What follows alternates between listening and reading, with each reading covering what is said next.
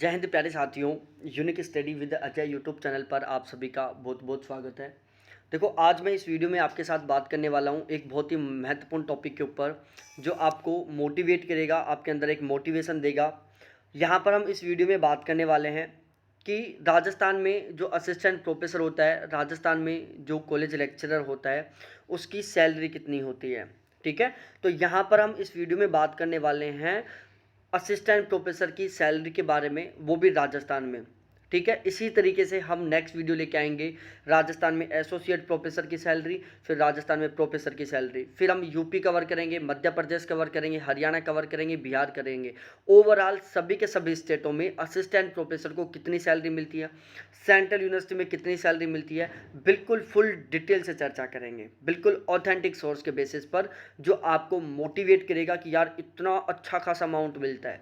हाँ, यदि आपका असिस्टेंट प्रोफेसर बनने का सपना है, आपका पीएचडी करने का सपना है, तो अब भी इस चैनल को सब्सक्राइब कर लो। क्यों? क्योंकि इस चैनल के माध्यम से पूरे भारत में यदि कहीं से भी कोई भी नोटिफिकेशन रिलीज होता है वैकेंसियों से रिलेटेड, तो मैं आपको सबसे पहले अपडेट करूंगा। ठीक है, अब हम शुरुआत करते हैं। देखो, सबसे पहले बात की जाए, 6000 ग्रेड पे की नौकरी होती है। कितना? 6000 ग्रेड पे, बहुत ही अच्छा खासा ग्रेड पे होता है। उसके बाद हम यहाँ पर बात करें पे मैट्रिक्स लेवल की बात करें, तो जो इसका पे मैट्रिक्स लेवल होता है वो 15वां होता है, 7th पे कमीशन के अकॉर्डिंग। पे स्केल की बात करें तो 67,300 रुपये से लेकर 1,95,000 तक इसका पे स्केल होता है। पे बैंड की मैं बात करूं, 15,600 से लेकर 39,100 रुपये तक इसका पे बैंड रहता है। अब देखो, राजस्थान में 2 साल तक प्रोबेशन पीरियड रहता है। प्रोबेशन पीरियड में क्या होता है कि उसमें केवल आपको सैलरी मिलती है, उसमें किसी तरीके का कोई अलाउंस नहीं मिलता, और जो बेसिक सैलरी होती है ना वो भी कम मिलती है, ध्यान रखना। ठीक है, तो देखो, प्रोबेशन पीरियड में असिस्टेंट प्रोफेसर को फिक्स अमाउंट मिलता है 42,500 रुपये। 1 रुपये ज़्यादा नहीं मिलता, 1 रुपये कम नहीं मिलता, 2 साल तक फिक्स मिलता रहता है 42,500। ठीक है, इसमें से भी कुछ डिडक्शन कर लेते हैं। वो 42,500 में से भी RGHS के नाम से डिडक्शन हो जाता है, जो कि 875 रुपये का डिडक्शन होता है। कितना? 875 रुपये का।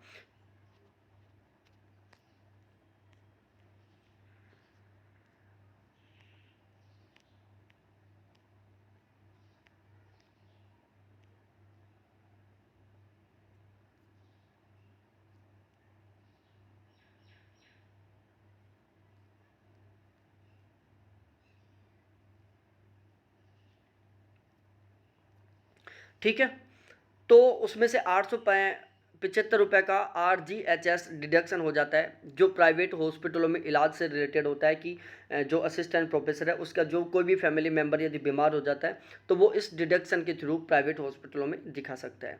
तो ओवरऑल 2 साल तक प्रोबेशन पीरियड के दौरान इन हैंड सैलरी मिलती है 41,625 रुपये, सब कुछ कटने पिटने के बाद में। ठीक है, अब हम बात करते हैं, अब होती है भाई साहब असली शुरुआत। ठीक है, बोरी भरने की शुरुआत ही अब होती है।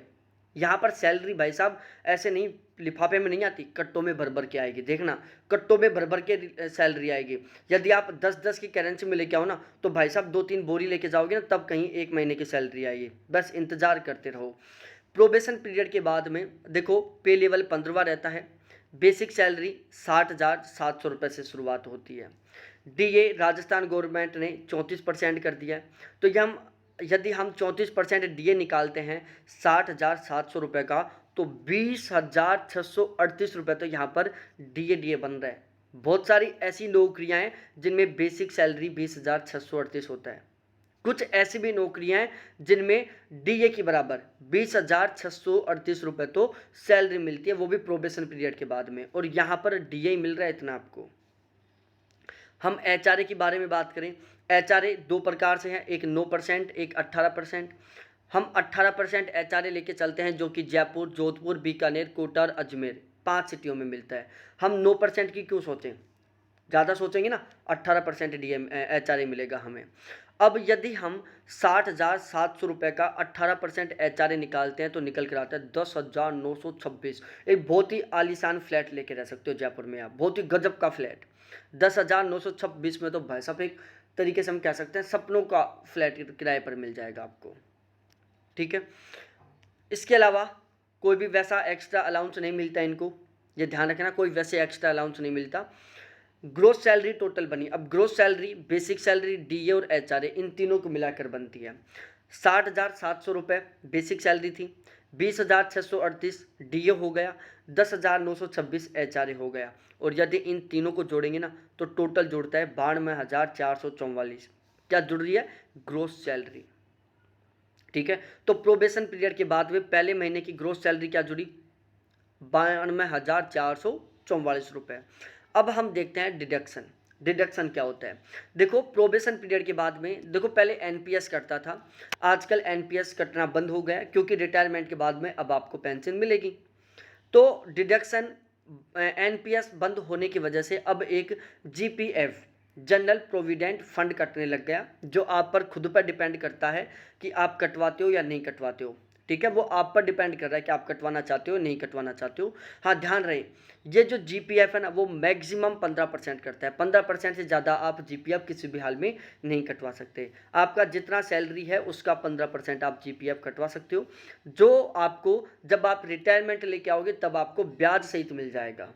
ठीक है, नॉर्मली तरीके से 3575 रुपये का जीपीएफ कटवाते हैं, तो 3575 रुपये का जीपीएफ कट गया। स्टेट इंश्योरेंस का 3,000 रुपये मंथली कटता है। ठीक है, 3,000 रुपये स्टेट इंश्योरेंस के कटते हैं। RUGHS प्राइवेट हॉस्पिटलों में इलाज के लिए 875 रुपये पर महीने कटते हैं। तो इस तरीके से टोटल डिडक्शन होता है 7400 रुपये, 7450 रुपये का टोटल डिडक्शन हो जाता है। तो नेट सैलरी क्या होती है? प्रोबेशन पीरियड के बाद में, मतलब तीसरी साल की शुरुआत में पहले महीने की, मतलब 25वें महीने की आपकी सैलरी होगी कितनी? ग्रोस सैलरी में से यदि हम डिडक्शन को निकाल देते हैं तो टोटल वैल्यू बचती है हमारे पास 84,994 रुपये, जो आपके 25वें महीने की सैलरी होगी। कितनी? 84,994 रुपये। भाई साहब कई नौकरियां तो बिल्कुल जिस दिन रिटायरमेंट लेके आते हैं ना उस दिन इतनी सैलरी पर पहुंच रहे हैं। यहाँ पर इतनी से तो कहानी शुरू हो रही है, 84,994 रुपये से तो आपकी शुरुआत हो रही है।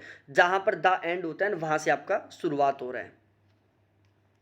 इंक्रीजमेंट, देखो इंक्रीजमेंट बेसिक पे होता है जो 1 जुलाई को बिल्कुल रेगुलर 3% बढ़ेगा। ठीक है, जो भी बिल्कुल फिक्स नहीं है, 3% तो और नौकरियों के लिए, यहाँ पर तो आपका एक तरीके से 3% से ज़्यादा ही बढ़ेगा। ये ध्यान रखना, जो आपका बेसिक पे है वो हर जुलाई को बढ़ेगा, हर साल 1 जुलाई को बढ़ेगा, जो फिक्स नहीं है कि 3% ही बढ़े, लेकिन 3% से ज़्यादा बढ़ेगा, फिक्स है। 3% से कम किसी हाल में नहीं बढ़ेगा, सदा 3% या 3% से ज़्यादा बढ़ेगा। कभी कभी 4% भी बढ़ जाएगा, कभी 5% भी बढ़ जाएगा, कभी 3% बढ़ेगा, कभी 6% भी बढ़ जाएगा। ठीक है, डीए साल में 2 बार बढ़ेगा, जनवरी में और जुलाई में। ठीक है, 2 तरीके से आपका डीए बढ़ रहा है, एक बार जनवरी में डीए बढ़ जाएगा, एक बार जुलाई में डीए बढ़ जाएगा। तो देखो कितनी गजब की सुविधा है। अब हम बात करते हैं रिटायरमेंट की, कि जिस दिन रिटायरमेंट लेके आओगे ना उस टाइम आपकी सैलरी कितनी रहेगी। तो भाई यदि आपका असिस्टेंट प्रोफेसर बनने का सपना है ना, और यदि आप बनना चाहते हो तो बड़े बड़े बोरे सिलवा लेना, क्योंकि जब आप रिटायरमेंट लेके आओगे ना उस टाइम आपकी सैलरी पैकेट में नहीं आ पाएगी, लिफाफे में नहीं लेके आ पाओगे आप, बोरे चाहिएंगे बोरे, इतनी गजब की सैलरी मिलती है। अब देखो भाई, देखो रिटायरमेंट के समय लगभग आपका बेसिक पे रहेगा 1,95,000 रुपये, यदि आप बिल्कुल टाइम से नौकरी के लग जाते हो। अब ऐसा नहीं है कि आप 36 साल की एज में नौकरी के लग रहे हो तो फिर तो बेसिक पे कम होगा, लेकिन यदि आप बिल्कुल टाइम से लग जाते हो ना तो लगभग 1,95,000 आपका बेसिक रहेगा। अब 1,95,000 का 40% लगभग तब तक डी है जो 40% पहुँच जाएगा, क्योंकि फिलहाल में 34% है, हो सकता है 50 भी पहुँच जाए। HRA अब 9% 18% है, तब तक हम मान रहे हैं लगभग 24% हो जाएगा, बाकी ये 30% भी हो सकता है, बहुत टाइम है ना। अब देखो भाई साहब, यदि हम 1,95,000 का 64% निकालते हैं, 1,95,000 का 64% निकालते हैं और हम ग्रोस सैलरी बनाते हैं, तो ग्रोस सैलरी किससे बनती है? बेसिक सैलरी से, डीए से, एचआरए से। तो हम जब इन सभी को मिलाएंगे, बेसिक सैलरी को जोड़ेंगे, डीए को जोड़ेंगे, एचआरए को जोड़ेंगे, तो रिटायरमेंट के समय आपका ग्रोस सैलरी बनेगा लगभग 3,19,800 रुपये, 3,19,800 रुपये। और after deduction in hand salary रहेगी लगभग 2,90,000 रुपये आपकी एक महीने की सैलरी रहेगी जब आप रिटायरमेंट लेके आओगे। यह कम से कम सैलरी है। क्या है? कम से कम सैलरी है। लगभग यदि हम एवरेज देखी जाए ना, ओवरऑल देखी जाए, 3.25 लाख प्लस सैलरी रहेगी जब आप रिटायरमेंट लेके आओगे। कितनी? 3.25 लाख प्लस। बहुत सारी जॉब ऐसी होती हैं, बहुत सारे लोग ऐसे होते हैं। भारत की 90% से 95% पॉपुलेशन ऐसी है जिनकी एक साल की कमाई कितनी है? 3,25,000 से कम है। कितनी? 3,25,000 से कम है। वहीं आपको एक महीने की सैलरी मिलेगी इतनी। अब सोचो भाई साहब, 3,25,000 को आप 12 से गुणा करो, कितनी जुड़ गई? लगभग 40 लाख रुपए आपको रिटायरमेंट के समय एक साल की सैलरी मिलेगी। कितने? 40 लाख। अटैक तो नहीं आ गया आप में? जिंदे रहो, आपको लेनी है ये सैलरी, ठीक है ना। हाँ, बस बड़े बड़े बोरे सिलवा लेना और एक कोई बढ़िया सी गाड़ी ले लेना जिससे उस बोरे को पीछे रख के ले आओ। बड़े स्पेस वाली गाड़ी होनी चाहिए, ठीक है ना। तो इतना अच्छा खासा सैलरी मिलता है। तो अब आपके अंदर एक जुनून पैदा हो गया, अरे भाई साहब लगना है तो असिस्टेंट प्रोफेसर ही बनना है, ठीक है। तो इसी वीडियो के डिस्क्रिप्शन में मैंने 2 चीज़ें दी हैं। पहली तो क्या है, एक टेलीग्राम चैनल का लिंक दिया है, उसको ज्वाइन कर लो। वहाँ पर मैं यदि कोई भी पूरे भारत में असिस्टेंट प्रोफेसर की वैकेंसी निकलती है तो सबसे पहले अपडेट करूँगा। पीएचडी की वैकेंसी निकलेगी तो सबसे पहले अपडेट करूँगा।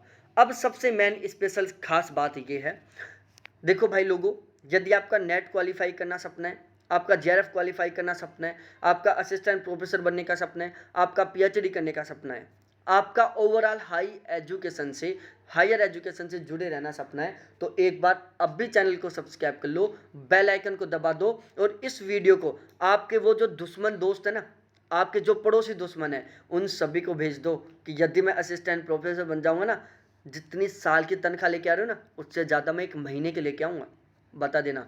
साथ ही साथ एक अटैक की टैबलेट वो लेके जाना, कभी ये देखते वो अटैक लेके निकल जाएं। जिंदा रहना है, ये सैलरी ला के दिखानी है उनको, देख भाई इतनी आ रही है मेरी, कितनी? लगभग 3.25 लाख रुपए महीने की आ रही है, ठीक है। तो बहुत बहुत धन्यवाद आपको देखने के लिए। थैंक्स बाय प्यारे साथियों।